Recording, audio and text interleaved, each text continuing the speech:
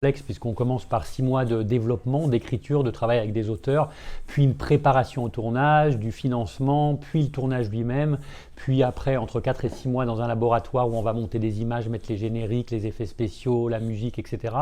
Donc on peut très bien faire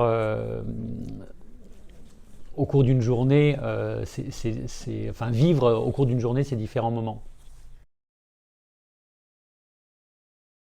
J'ai choisi de faire ce métier quand j'avais 16 ans, puisque j'allais déjà beaucoup au cinéma. Et en fait, un jour, j'ai lu un article dans Première qui décrivait les différents aspects du métier de producteur. Et j'ai adoré, parce que j'ai trouvé que c'était à la fois extrêmement complet, extrêmement riche. Et il fallait à tout prix que je fasse ça. Et donc, je suis devenu très vite passionné. Il y a des super écoles de cinéma, comme l'ESRA, la FEMIS. Il y a même des DESS qui traitent des droits de la propriété intellectuelle. Et en fait, généralement, dans ces écoles, il y a un tronc commun de 2 ans. Et après, on peut prendre une option, une spécialisation production. La principale qualité du producteur, c'est une capacité de conviction auprès de différentes personnes, auprès d'auteurs, auprès de réalisateurs, mais aussi de partenaires financiers. Donc ce sont essentiellement des qualités humaines.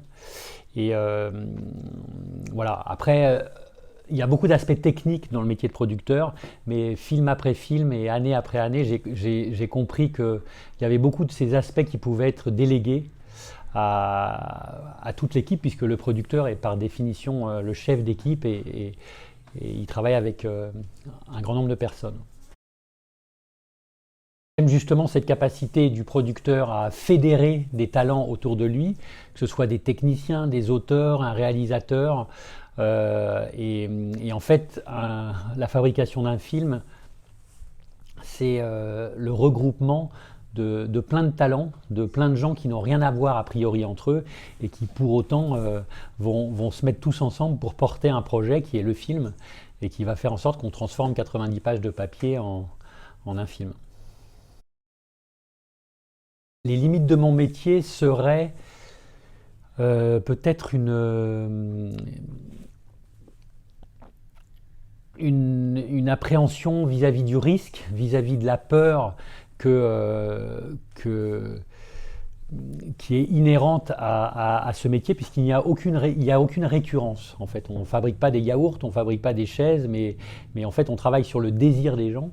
Et donc, le désir, il évolue. Le désir, il dépend de la conjoncture, il dépend de la nature du film que vous faites. Et donc, les financiers peuvent vous faire confiance un coup, et le lendemain, vous fermez toutes les portes. Les acteurs peuvent vous dire mais on y va sur ce projet. Et le film d'après n'intéressait personne. Alors, un des événements qui m'a le plus marqué, c'est la première fois que j'ai vu décoller un ULM sur lequel on avait mis une caméra et derrière lequel on faisait voler des oiseaux, en l'occurrence des oies sauvages. C'était un film qui s'appelle Donne-moi des ailes de Nicolas Vanier.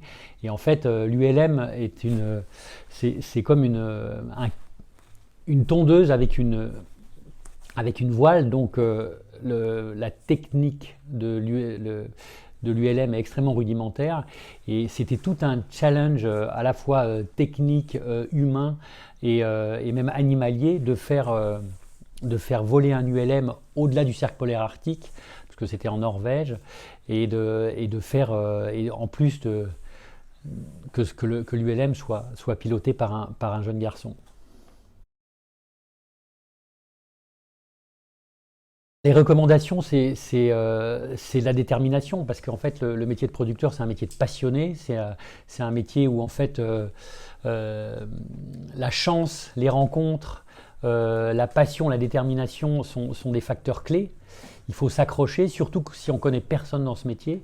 Donc, généralement, quand on met toutes ses forces, toute son énergie, tout son cœur à vouloir obtenir quelque chose, on y arrive. Mon métier est fantastique, donc j'invite tous ceux qui ont rêvé d'être producteurs